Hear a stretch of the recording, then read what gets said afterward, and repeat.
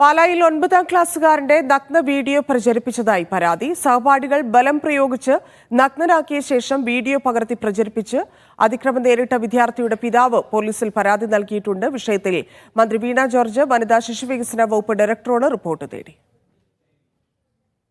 ജനുവരി 10-ാം തീയതിയാണ് ഈ പിള്ളേർ സ്കൂളിൽ ഇങ്ങനെ സംഘം ചേർന്ന് മർദ്ദിക്കുകയും ഉടുതുണി വലിച്ചു പോവുകയും പ്രായോഗിക ചെയ്യുകയും ജനനെതിരെ പിടിക്കുകയും ഒരു സംഘം ചേർന്ന് ചെയ്തതാണ്.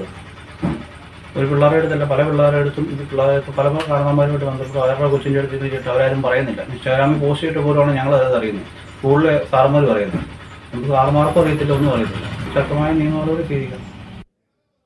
ഇന്നലെ 16/1/2025 വ്യാഴാഴ്ച ഉച്ചയ്ക്ക് 12:30 സമയത്ത് 9th ക്ലാസ്സിൽ പഠിക്കുന്ന 7 കുട്ടികൾ ചേർന്ന് ഒരു വിദ്യാർത്ഥിയെ ഉപദ്രവിക്കാൻ ശ്രമിക്കുകയും കുട്ടി അധ്യാപികയോട് ഓടി വന്ന വിവരം ധരിപ്പിക്കുകയും അധ്യാപിക അതനുസരിച്ച് അപ്പോൾ തന്നെ കാര്യങ്ങൾ അന്വേഷിക്കുകയും ക്ലാസ്സിൽ പോയി ഇതിൻ്റെ കാരണം അന്വേഷിക്കുകയും ഇത് കുറ്റാരോപിതരായ വിദ്യാർത്ഥികളെ വിളിച്ച് കാര്യങ്ങൾ ചോദിക്കുകയും ചെയ്തു.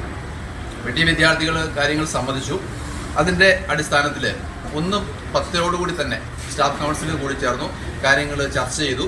അതിൻ്റെ അടിസ്ഥാനത്തിൽ 3 മണിയോടുകൂടി മാതാപിതാക്കളെ കുട്ടികളുടെ കുറ്റാരോപിതരായ വിദ്യാർത്ഥികളുടെയും ഇരയായ വിദ്യാർത്ഥികളുടെയും മാതാപിതാക്കളെ സ്കൂളിൽ വിളിച്ചു വരുത്തി അവരോട് കാര്യങ്ങൾ പറഞ്ഞ് മനസ്സിലാക്കി.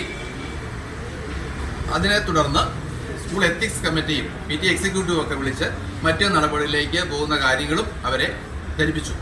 ഇതനുസരിച്ച് സ്കൂൾ അധികൃതർ നിയമപരമായ കാര്യങ്ങളിലേക്ക് ചൈൽഡ് ലൈനിൽ അറിയിക്കുക, പോലീസിൽ അറിയിക്കുക, അങ്ങനെയുള്ള നിയമപരമായ കാര്യങ്ങളിലേക്ക് നീങ്ങിക്കൊണ്ടിരിക്കുകയാണ്.